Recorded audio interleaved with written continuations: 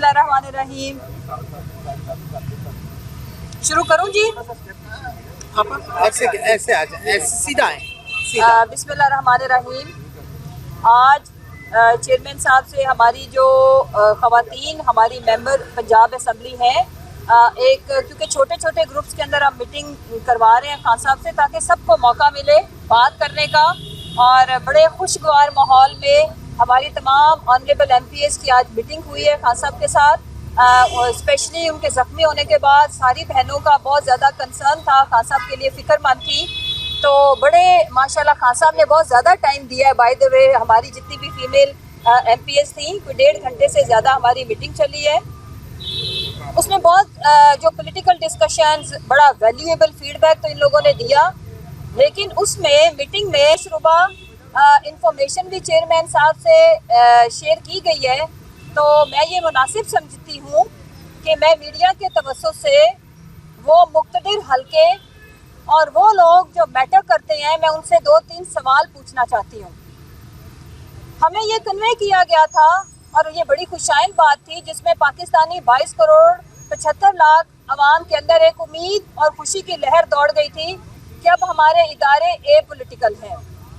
अब वो किसी तरह की भी सियासत के अंदर और सियासी जो दाव पेच है उनके अंदर उनकी मुदाखलत नहीं होगी। लेकिन मैं रिक्वेस्ट भी कर रही हूँ और अपने चेयरमैन PTI इमरान खान साहब की तरफ से आपसे रिक्वेस्ट भी कर रही हूँ, जो मौजूदा इस वक्त हमारे आर्मी चीफ साहब हैं और जो बाकी ऑनरेबल हमारे मुक़्तदर हल्के हैं, कि हमें तो ये कहा गया था कि कोई किसी किस्म की सियासी मुदाखलत नहीं होगी। तो खुदारा इसकी आप इन्वेस्टिगेशन कराएं कि क्यों हमारे मेंबराने पंजाब असम्बली को फ़ोन कॉल्स रिसीव हो रही हैं, क्यों उन्हें महफूज ठिकानों पे पहुंचने की ऑप्शंस दी जा रही हैं। कौन है जो उनको फ़ोन कॉल्स करके कह रहा है कि आप गायब हो जाएं और इतने इतने पैसे ले लें। हम आपको महफूज जगह पे भी पहुंचाते हैं, आपकी हिफाजत की भी जिम्मेवारी लेते हैं, आपको पैसे भी पहुंचवाते हैं और उसके साथ साथ उनकी फ्यूचर पॉलिटिक्स को सिक्योर करने के भी दावे किए जा रहे हैं। मैं चंद नाम रखूंगी, बाकी नाम भी हम मीडिया के आगे लेके आएंगे। हमारे मामून जाफर हैं, हमारे भाई MPA हाफजाबाद से, उनको भी कॉल की गई है। हमारी काफ़ी सारी फीमेल अराकीन को भी कॉल्स की गई हैं। मुल्तान वाले एरिया पे तो तकरीबन सबको ही कॉल्स की हैं, स्पेशली ख़वातीन को ज़्यादा कॉल्स जा रही हैं।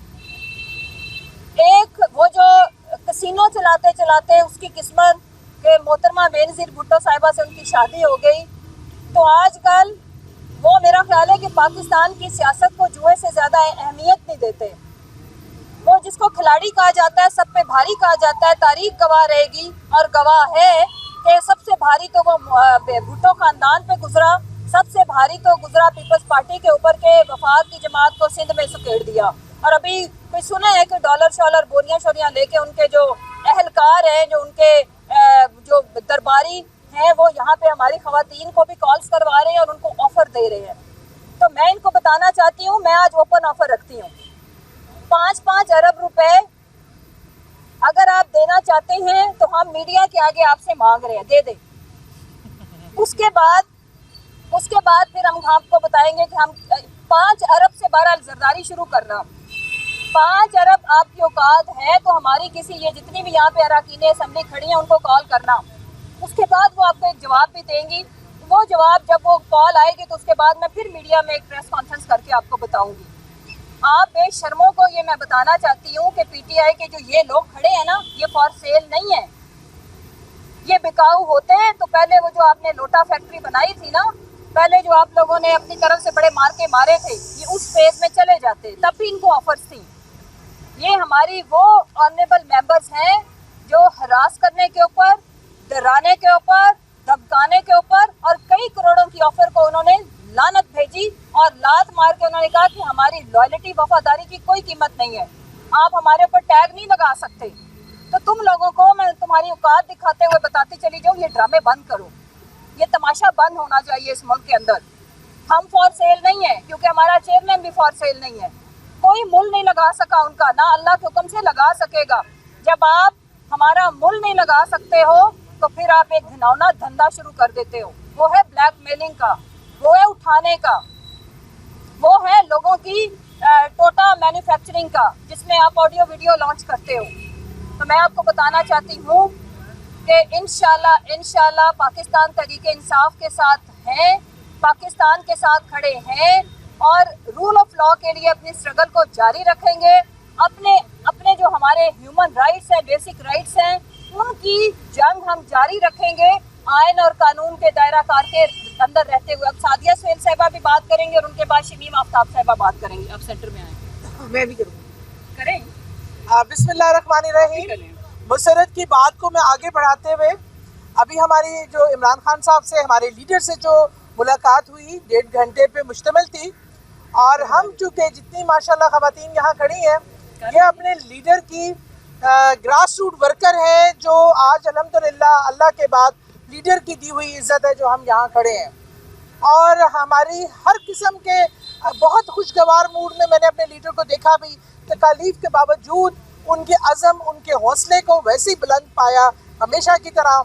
अगर उनके हौसले और उनका अज़म इतना बड़ा है तो हम तो उनके खिलाड़ी हैं। आप ये कैसे सोच सकते हैं कि हमारे अज़म में, हमारे हौसले में किसी किस्म का कोई कमी बेशी आएगी? कोई सीट, कोई ऑफ़र ना हमें खरीद सकती है, ना हम किसी के ज़ेरे बार आ सकते हैं। वो जो जिन्हें अभी हमने कहा है कि न्यूट्रल रहे, वहाँ से भी बड़े ऑफरें आ रही हैं हमारे लोगों को। आज ये वक्त है कि वो साबित करें कि वो न्यूट्रल है और वो बिल्कुल पॉलिटिकली इन्फ्लुएंस नहीं करेंगे। लेकिन ख़वातीन को बहुत ज़्यादा ऑफर आई, हर तरफ से कॉल्स आ रही हैं, कभी हरासमेंट की आती हैं। मेरे पे केसेस हुए इक़दाम कत्ल के, दहशतगर्दी के, हमने वो भी सहे, घरों में छापे सहे। अगर हम उन चीज़ों से डरने और खौफ करने वाले नहीं हैं तो इंशाअल्लाह ताला हम अपनी जान देने से भी गुरेज करने वाले नहीं हैं। हम अपने इमरान खान, अपने लीडर, जो एक लीडर सिर्फ पाकिस्तान का नहीं रहा, ये मुसलमान उम्मा का लीडर है, और अल्लाह ताला ने इस बुज़दिलाना हमले पर उस बहादुर लीडर को नई ज़िंदगी दी है। हम उनके साथ शाना बशाना खड़े हैं और आखिरी दम तक, अपने आखिरी सांस तक खड़े रहेंगे, क्योंकि ये हमारी मुल्क की सालमियत की जंग है, ये हमारे बच्चों के मुस्तकबिल की जंग है।